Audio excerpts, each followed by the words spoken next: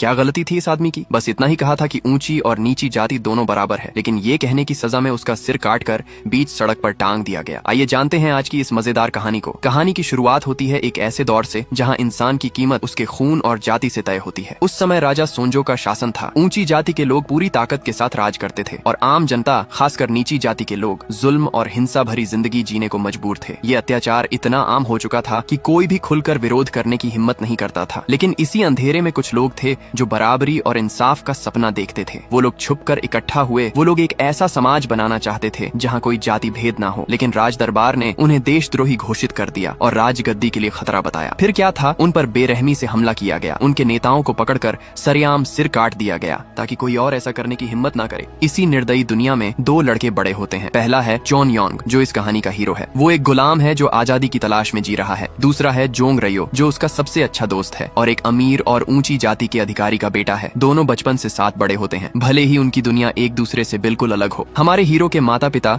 सिर्फ साधारण लोग थे, लेकिन उसके अंदर कुछ बड़ा करने की आग हमेशा से थी। असल में हीरो एक साधारण बच्चा था, लेकिन उसकी माँ को कर्ज चुकाने के लिए गुलाम के रूप में बेच दिया गया। उस समय हमारा हीरो माँ के पेट में ही था, इस वजह से उसे भी गुलाम घोषित कर दिया गया। यानी उसने दुनिया देखे बिना ही गुलामी की जिंदगी पाली। उसका पिता न्याय के लिए गिड़गिड़ाता रहा, लेकिन कोई भी उसकी मदद को आगे नहीं आया, क्योंकि ये उस देश का पवित्र कानून था। उस कानून के मुताबिक माँ और पिता में से कोई गुलाम हो तो बच्चा अपने आप गुलाम माना जाता है। हीरो को ली जोंग रयो नाम के लड़के की गुलामी करने के लिए भेज दिया जाता है। वो लड़का रक्षा मंत्री के परिवार का बेटा था और ये परिवार जोसेन का सबसे ताकतवर योद्धा परिवार माना जाता था। उसकी हवेली दौलत से भरी हुई थी। वहाँ 100 से ज्यादा गुलाम रहते थे। पुरुष गुलामों को भारी काम दिए जाते थे, जैसे झाड़ू लगाना, रसोई का काम, घोड़ों की देखभाल करना, और महिला गुलामों को अलग अलग घरेलू सेवाओं में लगाया जाता था। रक्षा मंत्री चाहता था कि उसका बेटा जोंग रयो एक ऐसा सेनापति बने जिससे कभी कोई गलती न हो। इसलिए जब भी तलवारबाजी की ट्रेनिंग में छोटे मालिक से जरा सी भी चूक होती तो उसे मारने के बजाय गुलाम को मारा जाता था, क्योंकि उसके पिता उसे एक बड़ा सेना नायक बनाना चाहते थे, जिस वजह से उसके शरीर पर चोट के निशान नहीं होने चाहिए। इसलिए उसकी सजा गुलामों के शरीर से वसूली जाती थी। प्रेजेंट वाला गुलाम बेहोश हो जाता है, इसलिए अब हमारे हीरो को उसकी जगह खड़ा किया जाता है। हमारे हीरो को समझ नहीं आया कि उसे सजा क्यों दी जा रही है, जबकि उसने कोई गलती की ही नहीं थी। उसने विरोध करने की कोशिश की, लेकिन एक गुलाम की आवाज की कोई कीमत नहीं थी। फिर रात को पता चलता है कि उस बेहोश होने वाले गुलाम की इतनी ज्यादा मार खाने की वजह से मौत हो गई। उस रात हीरो का दिल गुस्से और दर्द से भर गया। वो आंख तक नहीं बंद कर सका। छोटा मालिक पछतावे के साथ उसके लिए खाना लेकर आए, लेकिन हमारे हीरो ने एक बड़ा फैसला कर लिया। वो हवेली से भाग निकला, लेकिन जब वो अपने घर पहुंचा तो वहाँ उसने जो देखा उसने उसे और भी ज्यादा तोड़ दिया। असल में उसके पिता को मार दिया गया था, जिससे वो और टूट जाता है। कुछ ही समय बाद मालिक के आदमी वहाँ पहुंचे और उसे पकड़कर वापस ले गए। उन्होंने उसके हाथ पर भागने की सजा का निशान लगा दिया, जो उसके गुलाम होने की निशानी थी। इसके बावजूद उस बगावती दिल वाले लड़के ने हार नहीं मानी। वो चुपचाप अपने मालिक की तलवारबाजी की ट्रेनिंग देखता रहता था। भगवान की दी हुई काबिलियत से वो सारी चालें याद कर लेता था। कड़ी सजा से बचने के लिए वो रात में छुपकर मालिक के बेटे को तलवार चलाना सिखाने लगा। वो उसे धमकी देता है कि अगर उसकी वजह से उसे एक बार भी कोड़े पड़े तो वो उसे 2 बार मारेगा। एक दिन मालिक ने ये देख लिया कि वो उसके बेटे को तलवार चलाना सिखा रहा है, लेकिन जब उसने लड़के की फुर्ती और हुनर देखा तो वो उसे रोकता नहीं है, क्योंकि वो भी चाहता था कि उसका बेटा एक काफी ताकतवर तलवारबाज बने। आखिरकार हमारे हीरो को आधिकारिक तौर पर ली जोंग का तलवार अभ्यास का साथी बना दिया गया। जैसे जैसे जोंग रयो की तलवारबाजी सुधरती गई, वैसे वैसे हमारे हीरो को भी थोड़ी आजादी मिलने लगी। ऐसे ही कई साल बीत गए। दोनों साथ साथ बड़े हुए और उनके बीच गहरी दोस्ती हो गई। जोंग रयो तलवार में माहिर था, फिर भी अक्सर अपने दोस्त से हार जाता था। एक बार हमारे हीरो ने कहा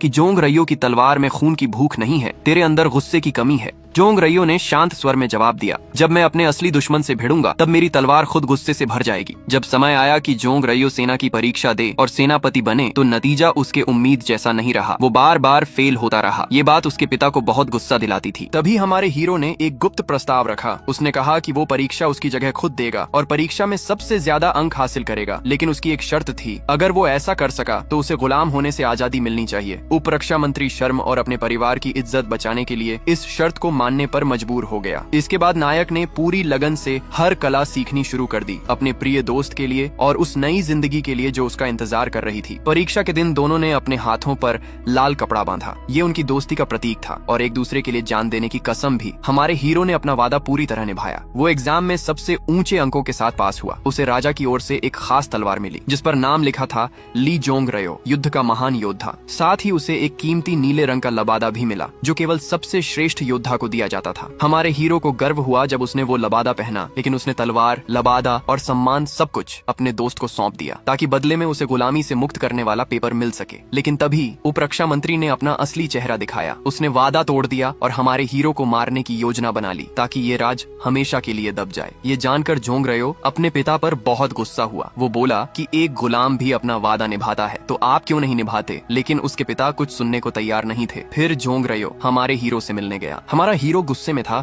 और आजादी के कागज मांग रहा था, लेकिन जोंग रयो ने उसे सब बता दिया कि कैसे उसके पिता उसे मारना चाहते हैं। हमारे हीरो ने बस इतना ही पूछा कि क्या मैं आज भी तुम्हारा दोस्त हूँ। ये सुनकर जोंग रयो को बहुत पछतावा हुआ। उसने राजा की दी हुई तलवार हमारे हीरो को लौटा दी और उसे भागने का रास्ता दिखा दिया। लेकिन हमारे हीरो की आजादी ज्यादा देर तक नहीं रही। उसे गुलामों का शिकार करने वाले लोगों ने पकड़ लिया। जब वो फिर से उप रक्षा मंत्री के सामने आया तो उसने जोंग रयो की परीक्षा में धोखाधड़ी की सच्चाई सबके सामने रख दी। ये सुनकर उप रक्षा मंत्री गुस्से से पागल हो गया, लेकिन उसका बेटा बीच में आ गया और हमारे हीरो की जान बख्श देने की गुजारिश की। लेकिन हमारा हीरो गुस्से और नफरत से भरा हुआ था। उसने ललकारते हुए कहा कि मुझे मार दो, नहीं तो मैं तुम्हारे पूरे परिवार को बर्बाद कर दूंगा। जोंग रयो को गहरा पछतावा था, लेकिन वो सबके सामने एक गुलाम की धमकी बर्दाश्त नहीं कर सकता था। और यहीं से उन दोनों के रिश्ते में एक ऐसी दरार पड़ी जो आगे चलकर सब कुछ बदल देने वाली थी। जोंग रयो ने हमारे हीरो के हाथ से लाल कपड़ा खींचकर निकाल दिया। इसके बाद उसने हुक्म दिया कि उसे कैद खाने में डाल दिया जाए। उसी समय देश की हालत तेजी से बिगड़ने लगी। जापानी सेना ने जोरदार हमला कर दिया। डरपोक राजा ने महल और जनता को छोड़कर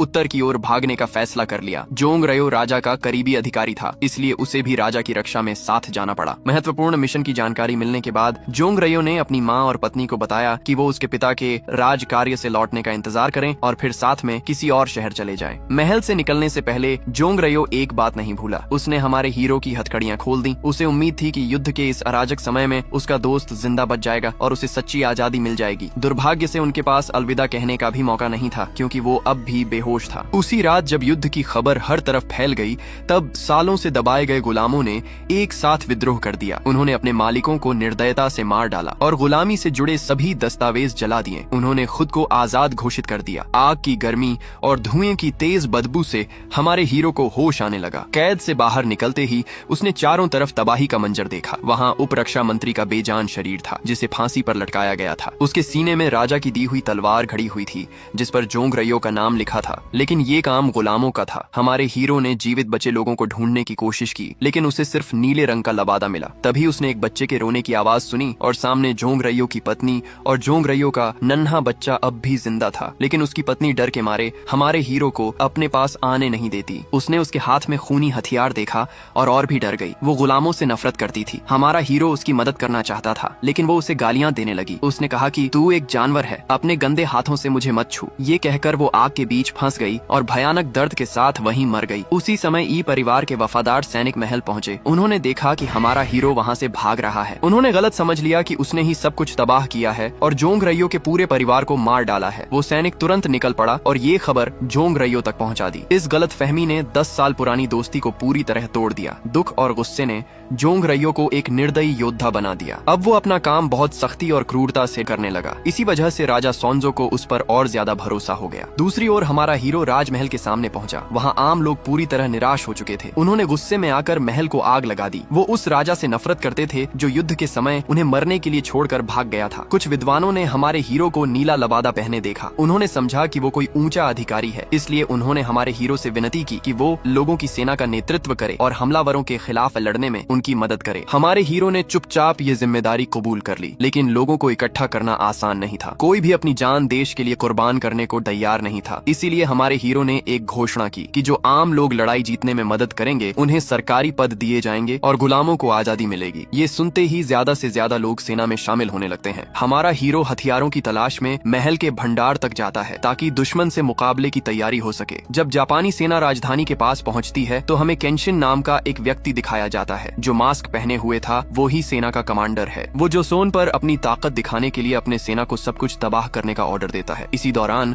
एक पकड़ी गई ओजा केंशिन को श्राप देती है। वो कहती है कि देख लेना कमीने, तेरी ही तलवार तेरे गर्दन के आर पार की जाएगी। केंशिन उसकी बात को इग्नोर कर देता है और कहता है कि मैं इसे याद रखूंगा। इसके बाद वो उसके साथ वही करता है जैसा उसने कहा कि उसके साथ होगा, ताकि अपनी क्रूरता दिखा सके। उधर दूसरी तरफ आम लोग भयानक मुश्किल में फंस जाते हैं, क्योंकि राजा सोंजो का काफिला उनका खाना छीन लेता है। अब लोगों का राजा से भरोसा टूट जाता है। वो गुस्से में पत्थर फेंकते हैं और राजा को गालियां देते हैं। राजा की रक्षा कर रहे रहे सैनिक विरोध करने वालों को जबरदस्ती दबाते हैं। फिर राजा को नाव पर चढ़ाकर नदी पार कराई जाती है। जो आम लोग साथ जाने की गुहार लगाते हैं उन्हें बेरहमी से मार दिया जाता है। इस घटना से बच निकलने के बाद राजा सोंजो आदेश देता है कि घाटी को जला दिया जाए और आसपास के घरों को जला दिया जाए ताकि कोई पीछा न कर सके, क्योंकि वो राजा के नाम पर एक बहुत बड़ा फट्टू है। खैर, इधर जब हमारा हीरो कुछ सैनिक और हथियार इकट्ठा कर लेता है तो वो युद्ध की रणनीति बनाता है। वो बहादुरी से लड़ाकों का नेतृत्व करते हुए दुश्मन सेना पर हमला करता है। हालांकि उसकी तरफ सिर्फ धनुष और साधारण हथियार होते हैं, जबकि जापानी सेना बंदूकों से हमला करती है। लेकिन हमारा हीरो एक महान योद्धा की तरह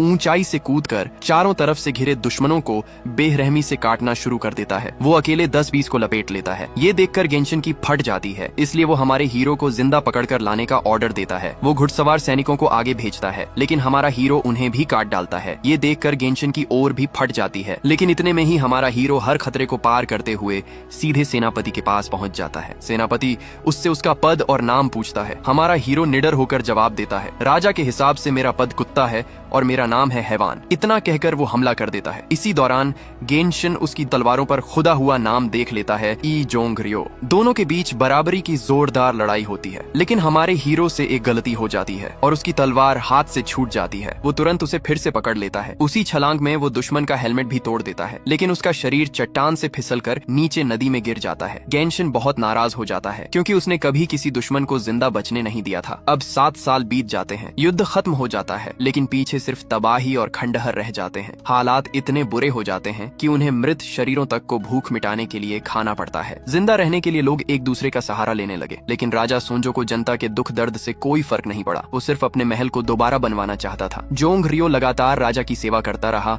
और उसका पद भी ऊंचा होता गया, लेकिन हमारे हीरो के प्रति उसकी नफरत अब भी खत्म नहीं हुई थी। राजा ने एक बार जोंग रियो से कहा था, नीच लोगों की कभी ज्यादा तारीफ मत करना। जैसे ही उन्हें लगे कि वो खास बन गए हैं, वो बेलगाम हो जाते हैं। ये सुनकर जोंग रियो को अतीत याद आ गया। उसकी पत्नी ने पहले ही उसे चेतावनी दी थी कि हमारे हीरो के ज्यादा करीब ना जाए। तब जोंग रियो ने विरोध किया था और कहा था, जब इंसान कुत्ते से दोस्ती कर सकता है तो किसी दास से दोस्ती क्यों नहीं। लेकिन कहानी से पता चलता है कि हीरो ने उन दोनों की ये बातचीत सुन ली थी। उसने जोंग रियो की पत्नी के शब्द भी सुने जो नफरत से भरे हुए थे। वो औरत अपने पति से कहती है, कुत्ते पालने के लिए होते हैं और दास काम करने के लिए। उस समय जोंग रियो इस सोच से सहमत नहीं था, लेकिन अब उसे अफसोस और गुस्सा था कि उसने कभी हमारे हीरो जैसे नीच इंसान पर भरोसा किया और उसे दोस्त माना। अब कहानी हमारे हीरो की ओर मुड़ती है। वो धर्म की रक्षा करने वाली सेना में शामिल हो चुका था। इस सेना में हर वर्ग के लोग थे, उच्च अधिकारी, विद्वान, आम लोग और दास। सब मिलकर एक सेना बने थे जो दुश्मनों से लड़ने और देश की रक्षा करने के लिए खड़ी हुई थी। जब युद्ध पूरी तरह खत्म हो गया तो अब वो सब एक दूसरे से अलग होने की तैयारी करने लगे। सब लोग अपने अपने इलाकों में वापस बसने की तैयारी कर रहे थे। तभी वॉक पर निकले सैनिकों को कुछ जापानी सैनिक दिखाई दिए जो अब भी बचे हुए थे और स्थानीय लोगों का भेष बनाकर उनके कैंप की तरफ बढ़ रहे थे। हमारे हीरो और उसके साथियों ने तुरंत योजना बनाई और ज्यादा संख्या में लोगों के साथ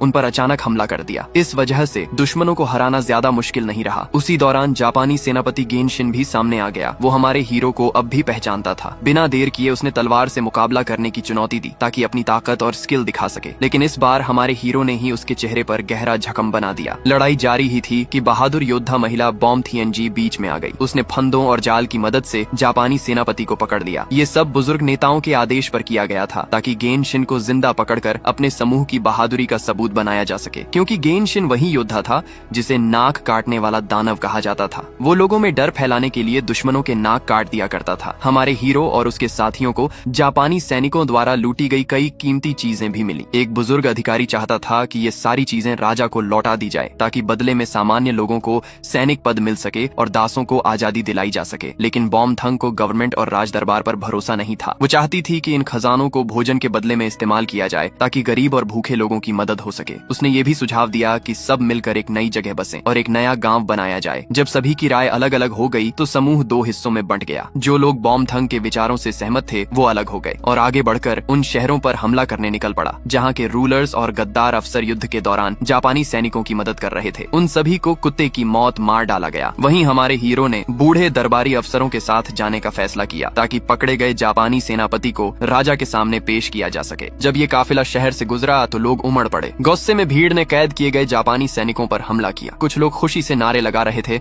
और धर्म रक्षक सेना की बहादुरी की तारीफ कर रहे थे। इसी समय जोंगरयो राजा सोंजो के दरबार में मौजूद था। जैसे ही उसकी नजर हमारे हीरो पर पड़ी, पुरानी नफरत फिर भड़क उठी। उसने राजा के कान भरने शुरू कर दिए और धर्म रक्षक सेना को खतरा बताने लगा, क्योंकि जनता उनकी बहुत तारीफ कर रही थी। उसने ये भी बताया कि कुछ शहरों के शासक मारे गए हैं जिनके पीछे इसी सेना के लोग हैं। राजा ने आदेश दिया कि बूढ़ा दरबारी अकेले दरबार में आए। बाकी सबको ये कहकर ले जाया गया कि उनके लिए स्वागत समारोह रखा गया है, लेकिन वो सब एक जाल था। सभी को गद्दार घोषित कर दिया गया और विद्रोह के आरोप में मौत की सजा सुना दी गई। बूढ़े दरबारी को भी मौत के घाट उतार दिया गया और गला काट कर सड़क पर लटका दिया गया। हमारे हीरो और उसके साथी घेर लिए गए और उन पर भी हमला कर दिया गया, लेकिन हमारा हीरो किसी तरह बच निकला। भागते हुए उसने दिल दहला देने वाला दृश्य देखा। बुजुर्गों और उसके साथियों को बिना इज्जत के फांसी पर लटका दिया गया था। जोंगरयो, जो अब राजा का करीबी अधिकारी बन चुका था, बगावतियों के कटे सिर देखने आया, लेकिन उसे अपने पुराने दोस्त का सिर नहीं मिला। उसी पल हमारा हीरो दूर से उसे देख रहा था, दिल में भयानक नफरत और बदले की आग लिए। इसके बाद हमारा हीरो उस जगह लौटता है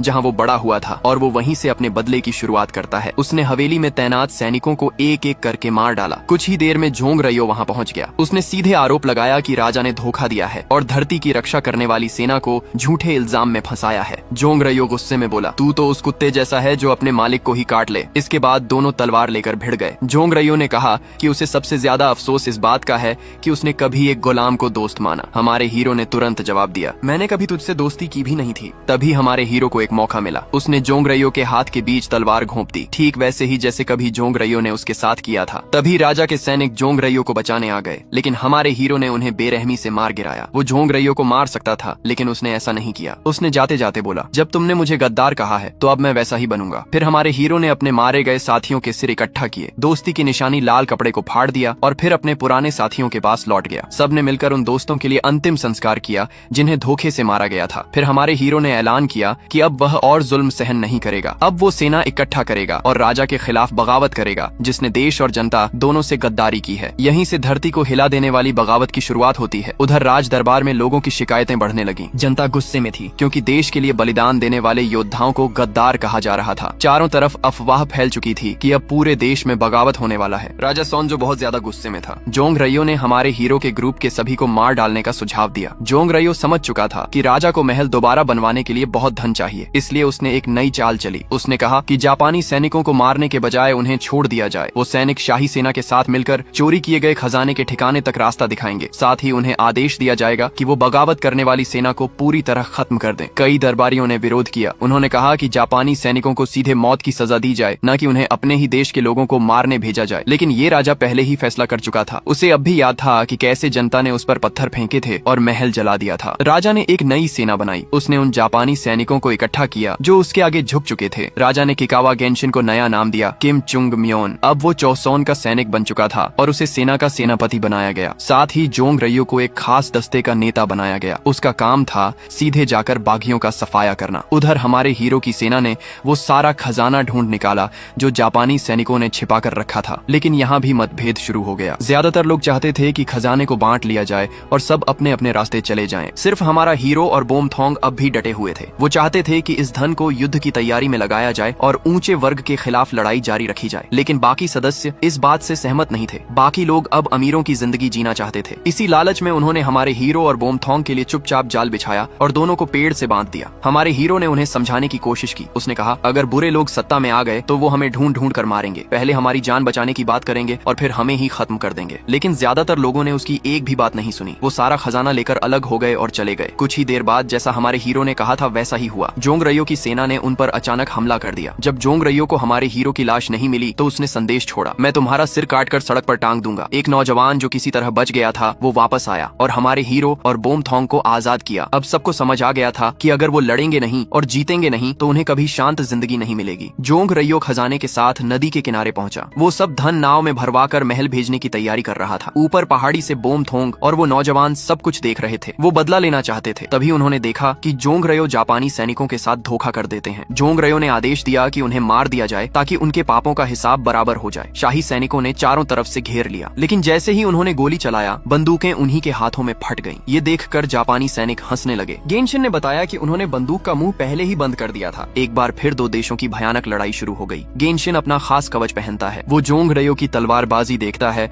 और उसे नीले कपड़े वाले उस योद्धा की याद आती है, यानी हमारे हीरो की। वो कहता है तुम्हारी चालें उससे बहुत मिलती जुलती हैं। फिर वो सवाल करता है कि उस नीले कपड़े वाले के तलवार पर तुम्हारा नाम क्यों लिखा है। जोंग रयो कहता है मैंने ही वो तलवार उसे दी थी। गेनशिन ये सुनकर चुप हो जाता है। वो चाहता था कि जोंग रयो को मारे नहीं बल्कि जिंदा पकड़ ले ताकि उसे राजा सोंजो से सौदेबाजी के लिए इस्तेमाल किया जा सके, लेकिन जोंग रयो मरने के लिए भी तैयार था। उसने बिना रुके तलवार से हमला किया और सामने वाले का हेलमेट और कवच तोड़ दिया ताकि उसका अपमान हो सके। उसी पल हमारा हीरो भी सामने आ गया। वो बहादुरी से जंग के मैदान में उतरा और चिल्लाकर बोला मैं तुम दोनों को यहीं मार डालूंगा। तीनों सबसे ताकतवर योद्धा आमने सामने थे। तीनों में भयानक लड़ाई शुरू हो गई। जोंग रयो का गुस्सा फूट पड़ा। वो चिल्लाया कि हमारे हीरो ने उसके पूरे परिवार को मार दिया है और अब वो भी उसे आग में फेंक देगा, ठीक वैसे ही जैसे उसके परिवार के साथ हुआ था। ये शब्द सुनते ही हमारा हीरो समझ गया कि उसका दोस्त सब कुछ गलत समझ बैठा है। हैरानी में हमारे हीरो से चूक हो गई और तलवार उसके हाथ में घुस गई। दर्द से कराहते हुए हमारे हीरो ने पूछा कि क्या तू अब तक यही मानता आया है कि मैंने ही तुम्हारे परिवार को मारा है। मैंने तेरी पत्नी को बचाने की कोशिश की थी, लेकिन तेरी पत्नी अपने बेटे को गोद में लेकर खुद आग में कूद गई। जोंग रयो इस बात को नहीं मानता है। जोंग रयो ने अपने दोस्त की आंखों में देखा। उसकी आंखों में आंसू आ गए। उसकी आंखों में आंसू देखकर जोंग रयो का दिल हिल गया। वो कुछ सोच ही रहा था कि तभी गेनशिन बीच में आ गया, जबकि जोंग रयो ये सब जानकर कुछ पल के लिए सदमे में चला गया। अब हमारे हीरो को अकेले ही गेनशिन से लड़ना पड़ा। लड़ाई के दौरान हमारे हीरो से गलती हो गई और गेनशिन ने उसकी पीठ पर वार कर दिया। जैसे ही जोंग रयो को होश आया वो तुरंत अपने दोस्त को बचाने दौड़ा। उसने गेनशिन को अच्छी टक्कर दी, लेकिन वो उसकी ताकत झेल नहीं सका। हमारे हीरो ने देखा कि उसका दोस्त जमीन पर गिर रहा है। जोंग रयो के हाथ से तलवार छूट गई। अब हमारा हीरो जान की परवाह किए बिना दुश्मन पर टूट पड़ा। उसने अपनी पूरी ताकत झोंक दी। उसने गुस्से में जापानी योद्धा गेनशिन के दोनों हाथ काट दिए। आखिरकार उसने गेनशिन को मार डाला। ये बिल्कुल उस भविष्यवाणी जैसा था जैसा उस औरत ने कहा था। वो अपनी ही तलवार से मरा। हमारा हीरो तुरंत मरते हुए जोंग रयो के पास गया। उसने माफी मांगी और दर्द भरी आवाज में पूछा क्या मैं अब भी तेरा दोस्त हूँ। हमारे हीरो ने भरी आंखों से हाँ कहा। इसके बाद राजा सोंजो को जोंग रयो और जापानी सैनिकों की कोई खबर नहीं मिली। कुछ समय बाद महल में कुछ रहस्यमयी संदूक पहुंचे जो शाही झंडे वाले जहाज से आए थे। राजा को लगा कि उसमें सोना या रत्न होंगे, लेकिन नीचे छिपी चीज देखकर राजा डर से कांप उठा। वहाँ कटी हुई नाकें थीं। ये विद्रोहियों का संदेश था, शाही अत्याचारों का जवाब। दूसरी ओर हमारा हीरो और बोमथोंग अपने जैसे सोच रखने वाले लोगों के साथ एक नई दुनिया बना रहे थे। एक ऐसी जगह जहाँ कोई ऊंच नीच नहीं थी, कोई मालिक या गुलाम नहीं था। उन्होंने एक नया गांव बसाया। हमारे हीरो ने उसका नाम रखा बोमथोंगये, जिसका मतलब था ऐसी धरती जहां सब एक समान हो। यहीं फिल्म अपराइजिंग खत्म होती है। मैं चाहता हूं आप लोग इस कमाल के फिल्म के लिए कमेंट में अपनी राय जरूर दें।